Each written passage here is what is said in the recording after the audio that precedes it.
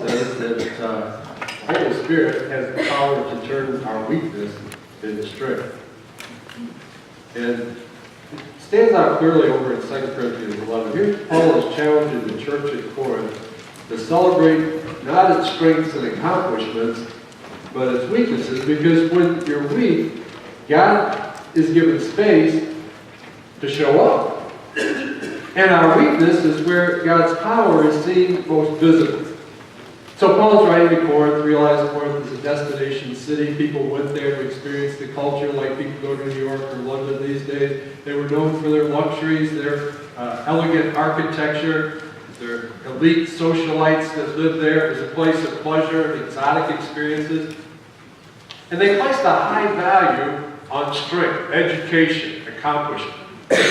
Paul writes to Corinth, the first letter to the Christians in Corinth, and now he's writing the second one, and between the letters, false teachers had come in, and they were trying to win people over their way of thinking by highlighting their strength. And they had impressive accomplishments and resumes. So Paul finds himself in a predicament. He has an impressive resume too.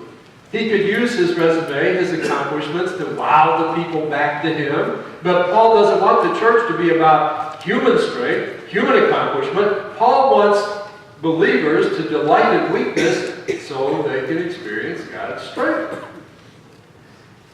So he challenges them, hey, don't run and hide from your weakness. Rather, celebrate it so you can experience God's grace more. And that's Paul's challenge to us as well. Like Corinth, modern America puts a lot of emphasis on strength, ability, accomplishment, self-reliance. Those are the things we value.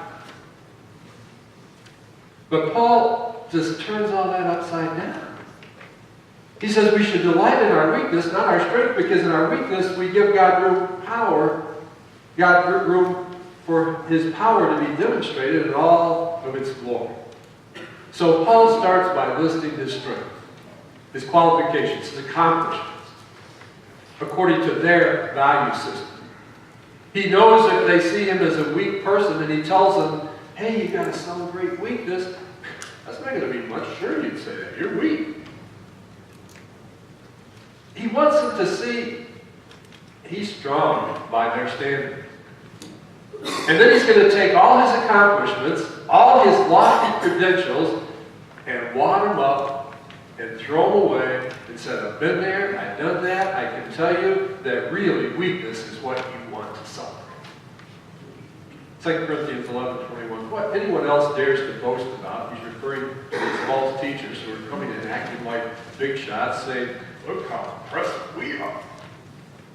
He goes on, what anyone else would dare to boast about, I'm speaking as a fool, I dare also to boast about. In other words, Paul said, I can't believe I'm about to say this, but I'm going to go ahead and say it. Whatever they can say about themselves, I can say about myself. Here comes the list.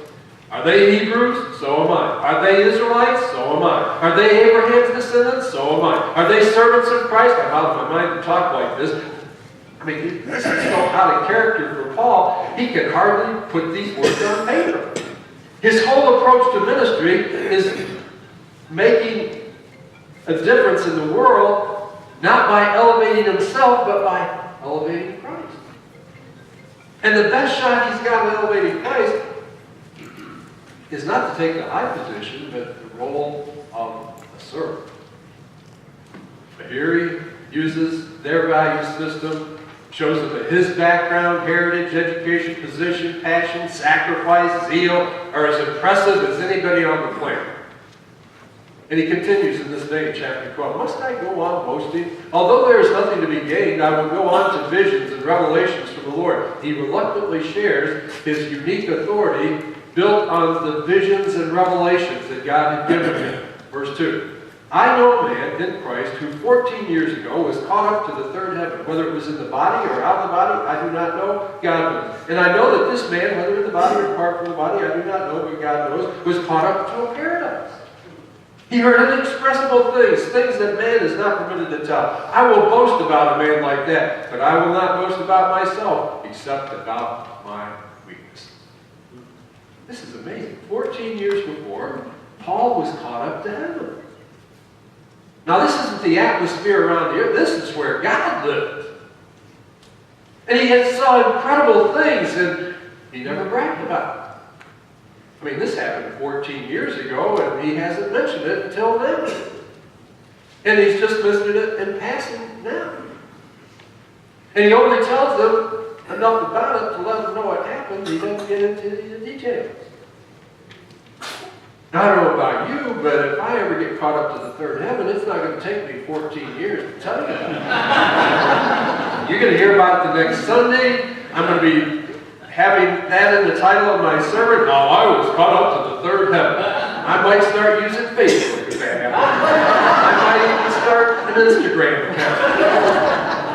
I'd probably write a book, The Third Heaven, and why God chose to catch me up there and not you.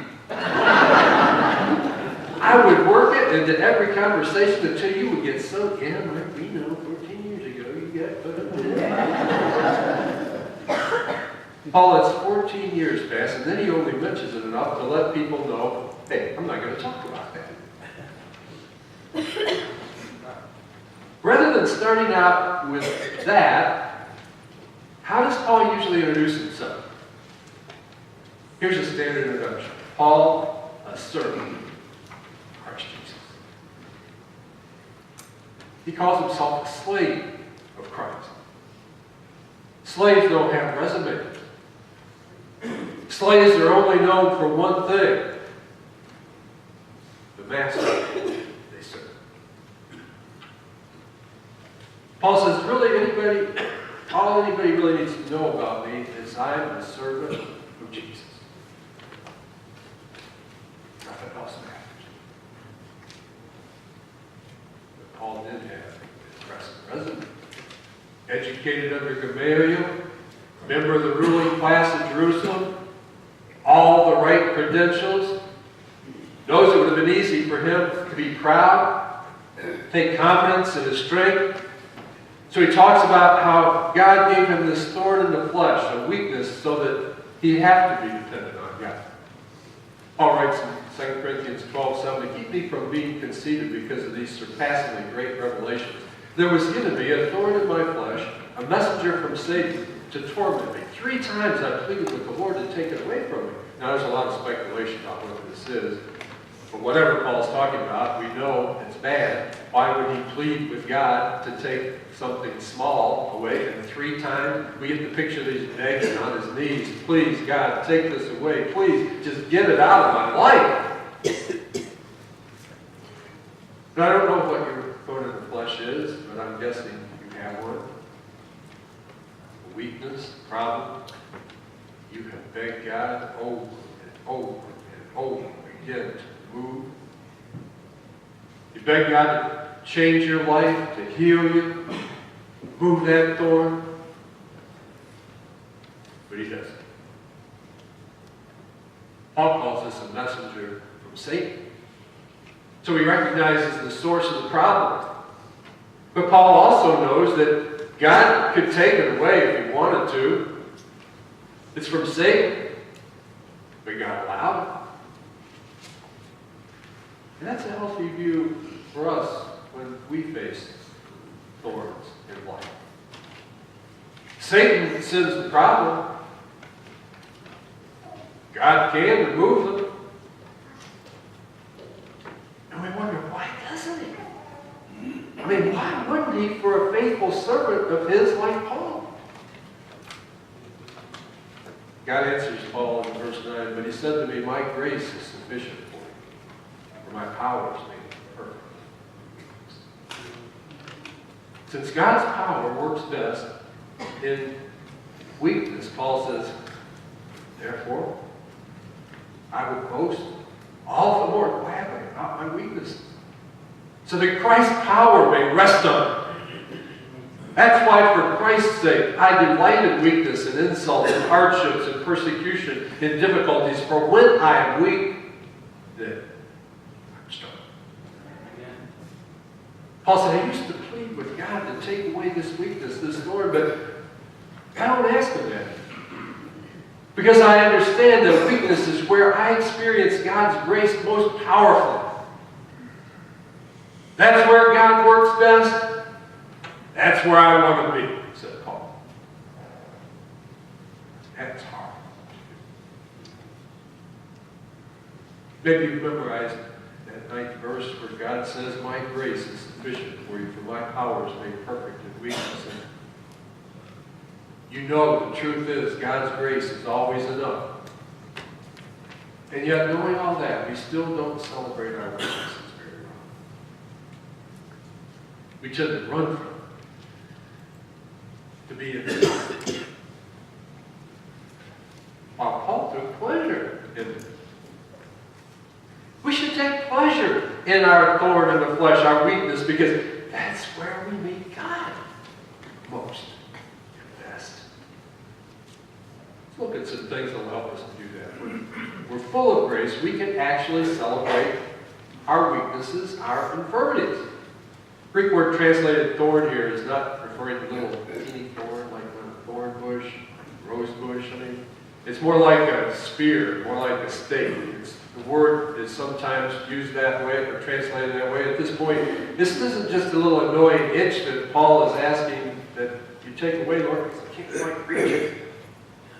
This is big and bad enough that Paul is begging. Take it. God says, no, it's better if you're weak, because if you're weak, I get a chance to demonstrate my strength. Some people think Paul's thorn in the flesh might have been a temptation, a sin. But the word flesh, I think, points to something physical, probably some physical infirmity. There are many ideas about what that thorn was, but since Paul doesn't tell us, why speculate? I do wonder why Paul didn't tell us. I can think of 2 reasons. One, for the same reason he doesn't tell us what happened to him 14 years ago when he was caught up with the third heaven. He didn't tell that because he didn't want it to be all about him. Doesn't want to put the focus on himself. And 2, Paul knows the metaphors help. It doesn't matter what thorn you have, you can relate to that, a thorn. God's grace is sufficient no matter what physical issue you are dealing with. No matter what problem you have, whatever you call a thorn, God's grace is enough. Not only does God's grace turn weakness into strength, it also turns inability into ability. You know, usually when we hear this word weakness, we associate it with our talents, our abilities, and we don't think we have what it takes to get the job done for God. And you know how it is when you go on an interview for a job and they ask you that tough question, what is your greatest weakness? I'm going to tell you. Hire me if I tell you. No way. So you come up with something that sounds like a weakness, but it's really a strength. I tend to just be over-organized. I drive myself crazy, just getting all my schedules perfect and execute with flawlessness, and that's really my biggest weakness. And on job interviews, we do that. We talk about our strengths and try to make them sound like weaknesses, and that's what we do to make ourselves look good. We disguise our weaknesses and announce our strengths. We put our confidence in ourselves and try to keep people from seeing what we're struggling with. Probably know about that big business book that came out a while back called Strength Finder. It directs people to an online Strength Finder assessment. You answer the questions, and you will find your 5 strengths popping out. And it makes you feel good. If Paul were to write a book, I think he'd write one called Weakness Finder. And he would help us identify our weaknesses. And he would point us to areas of our life where we're weak, where we don't have what it takes, where we lack the ability, and we admit. Paul would like to see us in those places because those are golden opportunities for God to go to work in our life. If we embrace our weakness, we experience God's grace. And yet that is so hard to do. It goes against everything we think intuitively. Acts 4:13 illustrates this. It says, when they, the religious leaders, saw the courage of Peter and John and realized that they were unschooled, ordinary men, they were astonished. They took note, these men had been with Jesus. Here are these apostles, uneducated, common men. They're astounding the religious leaders with their understanding of Scripture and God's ways. And in their weakness, God's strength stood out. They were average men, which made the power of God obvious. They didn't have the right family tree, education, resume, experience, abilities, talents, and look what they did. They turned the world upside down. Maybe it's a physical illness or just the lack of ability to have what it takes, but God's power is always made perfect in weakness. Amen. But here's the tricky part. The extent to which we're able to experience God's powers and grace is in direct proportion to the extent to which we recognize our own weakness. We only receive grace and power from God when we're able to acknowledge and delight in our weakness. And if we deny our weakness, it short circuits. It doesn't work. And what makes this really hard is that one of our weaknesses is that we don't know our weaknesses. That's the thing about weaknesses.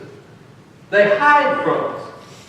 Now, people around us know all about our weaknesses, but in our pride and in our insecurity, we don't want to be weak. We don't want to be seen as weak. We don't like being vulnerable. And the problem is that God's grace meets us at those points, and if you don't know where those points are, how are you going to receive the fullness of God's grace?